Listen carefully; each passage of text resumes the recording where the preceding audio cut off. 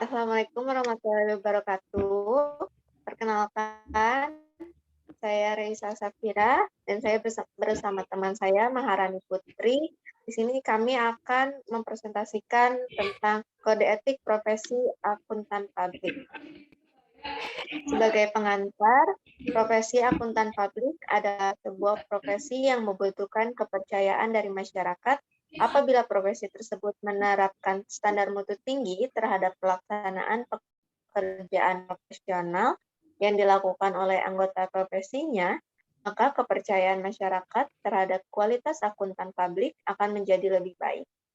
Konsep etika profesi akuntan yang berlaku di Indonesia tercantum di dalam Kode Etik Profesi Akuntan Publik. Kode etik tersebut disusun oleh Institut Akuntan Publik Indonesia atau IAPI. Keberadaan kode etik dimaksudkan sebagai sebuah panduan bagi profesi akuntan dalam berperilaku dan bertindak sesuai profesinya. Lalu ada pengertian kode etik, yang mana kode etik adalah sistem norma, nilai, dan aturan profesional tertulis yang secara tegas menyatakan apa yang benar dan baik, dan apa yang tidak benar dan tidak baik bagi profesional. Kode etik menyatakan perbuatan apa yang benar atau salah, perbuatan apa yang harus dilakukan, dan apa yang harus dihindari. Tujuan kode etik agar profesional memberikan jasa sebaik-baiknya kepada pemakai atau nasabahnya. Adanya kode etik ini akan melindungi perbuatan yang tidak profesional. Profesionalisme dan etika merupakan istilah profesional yang mengandung makna kualitas yang sangat tinggi atau baik. Sedangkan profesi memiliki pengertian pekerjaan yang ditekuni dan menjadi tumpuan hidup. Atau dapat juga berarti bidang pekerjaan yang dilandasi oleh pendidikan keahlian tertentu. Lalu ada etika profesi akuntan publik. Etika profesi akuntansi yaitu suatu ilmu yang membahas perilaku atau perbuatan baik dan buruk manusia sejauh yang dapat memahami oleh pikiran manusia terhadap pekerjaan yang membutuhkan pelatihan dan penguasaan terhadap suatu pengetahuan khusus sebagai akuntan.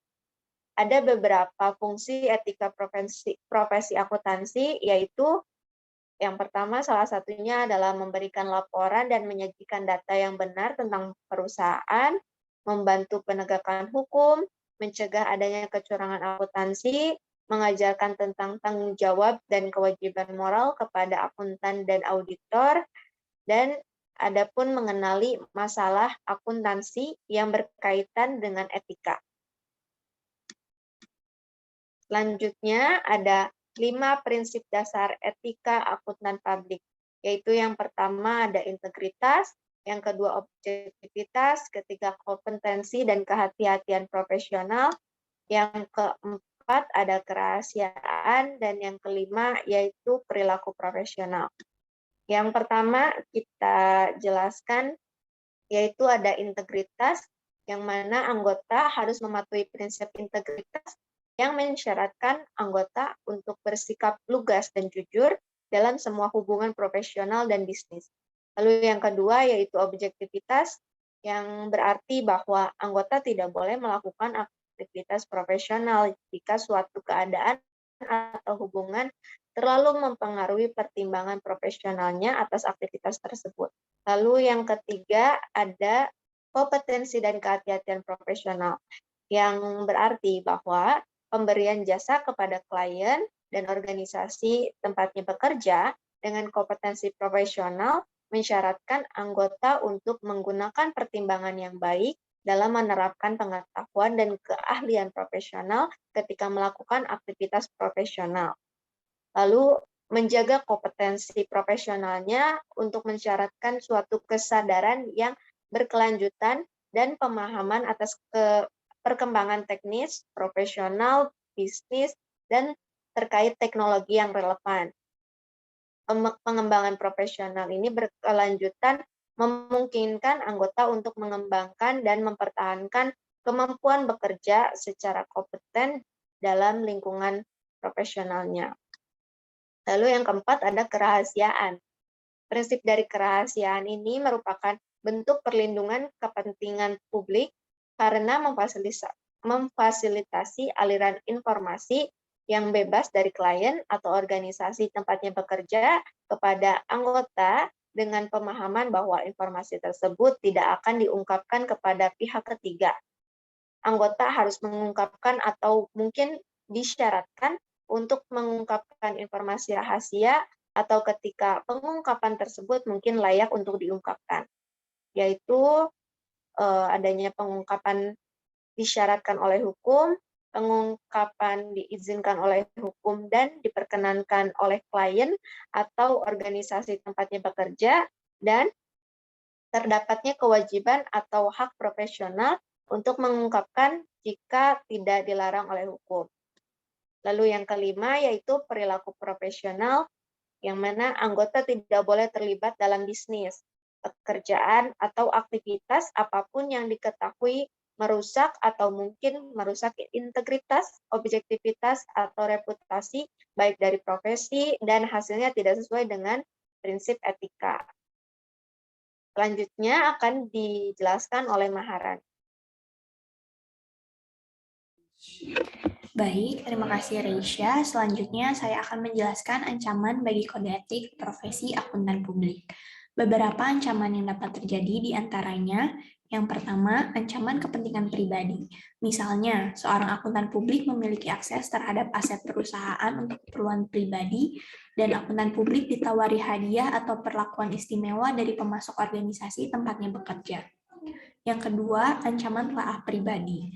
Seorang akuntan publik menentukan perlakuan akuntansi yang tepat atas kombinasi bisnis setelah yang bersangkutan melakukan studi kelayakan yang mendukung keputusan akuisisi bisnis tersebut.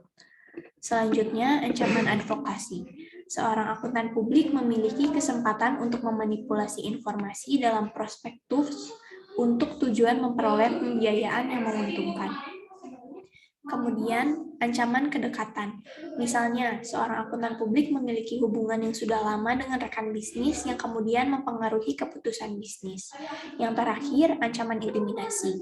Contohnya, seorang individu mencoba mempengaruhi proses pengambilan keputusan seorang akuntan publik. Misalnya, berkenaan dengan pemberian kontrak atau penerapan standar akuntansi.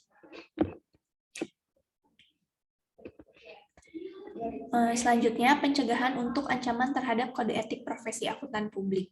Pencegahan ini dapat dilakukan dengan dua cara. Yang pertama, pencegahan dari luar, yaitu dengan pencegahan yang dibuat oleh profesi perundang-undangan atau peraturan. Misalnya, dibuat persyaratan pendidikan, pelatihan, dan pengalaman untuk memasuki profesi akuntan publik. Jadi, tidak sembarangan orang yang bisa menjadi seorang akuntan publik. Yang kedua, dibuatnya persyaratan pengembangan dan pendidikan profesional berkelanjutan. Yang ketiga, dibuatnya peraturan tata kelola perusahaan. Yang keempat, dibuatnya standar profesi. Yang kelima, dibuatnya prosedur pengawasan dan pendisiplinan dari organisasi profesi atau regulator. Dan yang keenam, dibuatnya penelaahan eksternal oleh pihak ketiga yang diberikan kewenangan hukum atas laporan, komunikasi, atau informasi yang dihasilkan oleh praktisi. Selanjutnya, pencegahan dapat dilakukan dari dalam lingkungan kerja. Pencegahan tertentu dapat meningkatkan kemungkinan untuk mengidentifikasi atau menghalangi perilaku yang tidak sesuai dengan etika profesi. Pencegahan tersebut dapat dibuat oleh profesi, perundang-undangan, peraturan, atau pemberi kerja, yang mencakup antara lain: yang pertama, sistem pengaduan yang efektif dan diketahui secara umum yang dikelola oleh pemberi kerja, profesi, atau regulator yang memungkinkan kolega, pemberi kerja, dan anggota masyarakat untuk melaporkan perilaku praktisi yang tidak profesional atau yang tidak sesuai dengan etika profesi. Yang kedua, kewajiban yang dinyatakan secara tertulis dan eksplisit untuk melaporkan pelanggaran etika profesi yang terjadi. Next. Penyelesaian masalah yang terkait dengan etika profesi. Hal-hal yang perlu dipertimbangkan ketika memulai proses penyelesaian masalah yang terkait dengan etika profesi yaitu fakta yang relevan, masalah etika profesi yang terkait, prinsip dasar etika profesi yang terkait dengan masalah etika profesi yang dihadapi, prosedur internal yang berlaku, dan tindakan alternatif. Jika masalah etika profesi tersebut tidak dapat diselesaikan, maka praktisi harus berkonsultasi dengan pihak yang tepat pada kantornya atau jaringan kantor akuntan publik tempatnya bekerja untuk membantu menyelesaikan masalah etika profesi tersebut.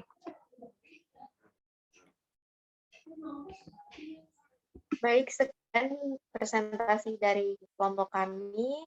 Terima kasih sudah menonton video ini. Terima kasih. Assalamualaikum warahmatullahi wabarakatuh.